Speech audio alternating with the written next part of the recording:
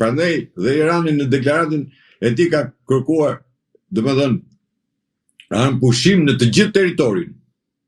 Po jo në territorin iranian, po në të gjithë lindjen e mesme. Pra, edhe ato që quhen proxyt e Iranit, ti nuk mund t'i sulmosh. Nëse i sulmon ata, ti ke sulmuar Iranin, pra këtu, prandaj them që Izraeli nuk besoj se do t'jetë i aftë apo do ketë atë dëshirën e mbylljes së këtij konflikti në tavolinë. Zotë Merkoçi, zëvendës presidenti amerikan J.D. Vance ka theksuar se Shtetet e Bashkuara të Amerikës mund të rikthehen luftimeve nëse Irani nuk angazhohet në mirëbesim në këto negociata dhe se askush nuk mund të luajë apo të tallet me Donald Trump. Në këtë rast, ky është një paralajmërim i tillë që këto negociata, pra ky armpushim mund të shkelet nga momenti në moment? Tash që J.D. Vance bënte këtë lloj deklarate, realisht nuk i takonte diplomatikisht paktën, nga pikpamje diplomatike, për një arsye të vetme sepse iranian kur kanë kërkuar bisedime që të jetë J.D. Vance në i pranishëm. Dhe pikërisht prandaj u caktu J.D. Vance që të jetë i pranishëm, sepse ata thanë ne i besojmë këtij njeriu, e kupton?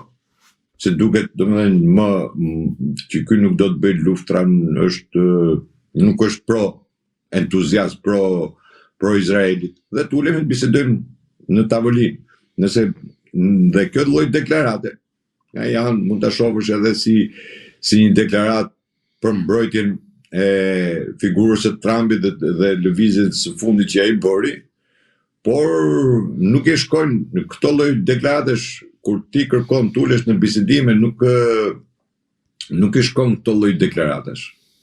Pra, themi pak a shumë sikur e kanë humbtoruan në këtë pikë. Dhe e gjithë situata është sepse duhet kuptoni dhe një gjë tjetër që është ndryshe të flasësh në tavolina, është ndryshe të bërë deklarata nga tavolina dhe është ndryshe të jesh në terren. Ai që është në terren, ai e ndjen. Pra, ata ushtarë që kanë kaq kohë që rrinë në det, se aeroplan mbajtësit rrinë në det, ata ushtarë që rrinë veshur gjatë gjithë kohës, ata komandant, ata general që drejtojnë trupat, dhe thash mos harroni që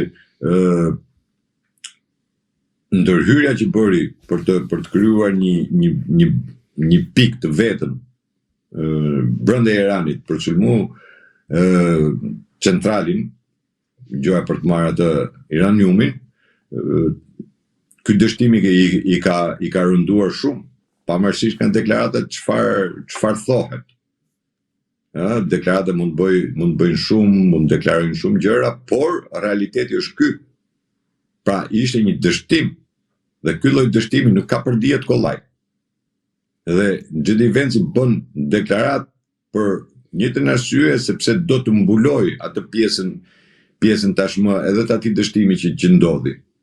Ne e them me keqardhje këtë që amerikanët u futën pas strategji dhe ndoqën vetëm atë dëshirën apo informacionin që dha Netanyahu, sepse nuk do të harrojmë në asnjë moment, ishte hera parë që Netanyahu bënte brenda vitit 7 vizita në shtëpinë e Bardhit, ishte hera parë që ndodhte kjo. Mos harroni edhe këtë. Pra, ka qenë një plan i mirë përgatitur nga Netanyahu, por patjetër që i informuar gjatë gjithë kohës edhe Trumpi, nuk është se s'ka qenë i informuar. Dhe konflikti që ka ndodhur pikërisht tek pushtimi me trupa, ndërhyrja me trupa. Mirë po, deklarata që Trumpi dha, që ne do ndërhyjmë me trupa, dhe pastaj tërhiqesh, tash unë nuk e di nëse kjo quhet fitore. Ndërkohë, Pakistani është cilësuar si një vend kyç i cili ka ndihmuar për të arritur në këtë pikë, pra për të vendosur armpushimin 2 javor. Ju si e shikoni, sa dorë ka pasur Pakistani në këtë rast, duke qenë se është dhe superfuqi bërtamore sa i përket pra vendit ku ndodhet, rajonit ku ndodhet, por nga ana tjetër edhe duke qenë se është cilësuar si një vend kyç në aspektin e bisedimeve mes Shtetit Bashkuar të Amerikës dhe Iranit. Pakistani është pranuar në Iran, unë e thash që Pakistani është pranuar nga Irani, megjithëse ka marrëdhënie shumë mira me Amerikën, qoftë edhe me Izrael, nuk është se kanë të mira po nëpërmjet Amerikës. Por është pranuar si pikërisht sepse kërkon një fuqi bërthamore të jetë garanti, pra dikush duhet bëhet garanti për këtë lloj pjese. Dhe është zgjedhur Pakistani, është pranuar themi më mirë Pakistani nga ana e iranianëve për të qenë negociator, apo se tek e fundit mos harrojmë se deri tani nuk ka pasur asnjë lloj negociata ndërmjet Amerikës edhe Iranit. Gjithë negociatat janë bërë Irani me Pakistanin, ka folur ose themi më mirë Pakistani ka marrë atë letrën çfarë ka thënë ky, urdhëroi, shife, bëje, domethënë nuk kanë qenë negociata të mirëfillta. Tashmë jemi në negociata të mirëfillta. Por një gjë nuk duhet harruar, që në momentin kur Pakistani deklaroi që do jetë negociatori i bisedimeve nëpërmjet Iranit edhe SBA-s, ministri i jashtëm i Pakistanit ta ditë ka fluturuar në Kinë. Dhe ka vajtë në Kinë. Pra, çka do të thotë që ky konflikt nuk është kaq i thjeshtë, se janë vendet e briskut gjithë, dhe Shtetet e Bashkuara dhe Izraeli.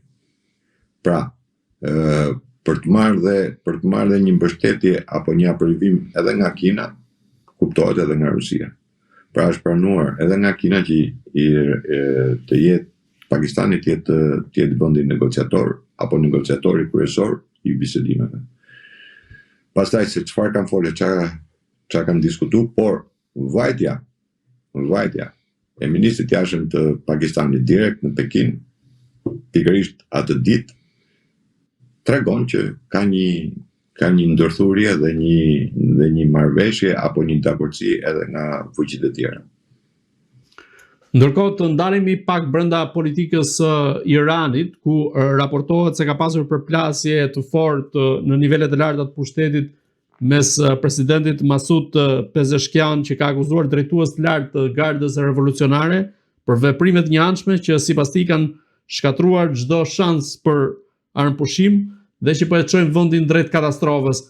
Në këtë rast apo mundohet në aspektin e përplasjeve të brendshme në Iran që të shmanget Garda Revolucionare sa i përket rastit të bisedimeve kur mund tulen dhe mund të ketë edhe një ndryshim regjimi ose një zbutje të regjimit vet të Iranit në këtë aspekt dhe që mund të çojë më pas drejt një rivendosje apo themi të marrëdhënieve me Shtetet Bashkuara të Amerikës. Ajo që është kryesorja është që e kam deklaruar që shumë fillim të konfliktit kur u vra Khamenei, kam thënë që Khamenei ka pranuar të vritet. Jo se ka vrarë vetëm, po ka pranuar të vritet sepse ai qëndroi në shtëpi, në të njëjtën kohë që pritet çdo sekondë që do fillonte sulmi. Dhe vdekja Khameneit bëri atë që të unifikoj të gjithë shtetin iranian, duke unifikuar gjithashtu edhe popullin iranian, që të gjithë njerëzit apo të gjithë mediat treguan që do ngrihet sepse u vra Khamenei, u vran disa lider, komandant, dhe populli tashmë do ngrihet edhe do bëhet. Ose arën ka bërë Trumpi një deklaratë kur tha ne e bëm, tha e vram këtë, i bëm këtë, tha i goditën, tash e ka popullin dorë ta bëj, por në të njëjtën kohë populli nuk reagoi. Nuk reagoi dhe tregoi që u bë shumë unitar me qeverinë e tij. Vendosja e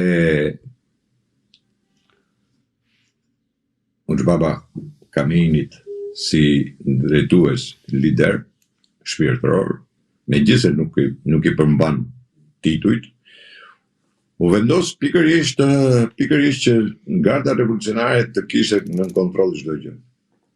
Dhe mos harrojmë një gjë tjetër, pavarësisht nga sa thohet dhe flitet, gjitha tash janë propagandë dhe kërkojnë që të fusin edhe i përçarje nëpërmjet këtyre deklaratave brenda sistemit, ashtu siç ka kërkuar dhe Irani për shembull që ta përçajë presidentin Trumpin me J.D. Vance-in. Vance-in duke thënë që ne nuk pranojmë negociata me Trumpin, pra se ky është i tillë dhe pranojmë negociata vetëm me J.D. Vance. Kjo është një deklaratë që kërkon të bëj përçarje mes presidentit dhe vicepresidentit, të kuptojmë drejt. Këtë lloj luan edhe Amerikë. Këto janë lojra të dukshme dhe të përdorshme gjatë gjithë kohës. Këto janë lojra diplomatike, lojra politike që i luajnë të gjithë vendet, dhe sidomos në një situatë të tillë kur kërkohet patjetër të përçajë. Deklaratat e Trumpit për shembull gjithmonë ka thënë ne po flasim me regjimin e ri. E kupton? Me se kush ishte regjimi i ri nuk dihesh, domethënë. Por hejet e dyshimit për të krijuar një përçarje brenda. Por ajo që është dhe që ka treguar sidomos gjatë këtyre 37 ditëve luftime, ka treguar që sistemi në Iran nuk është unipolar, pra nuk vendos një njeri dhe i hikuj ky njeri dhe mbaroi. Garda revolucionare ka tashmë atë frenat në dorë, themi, të sistemit, sepse ata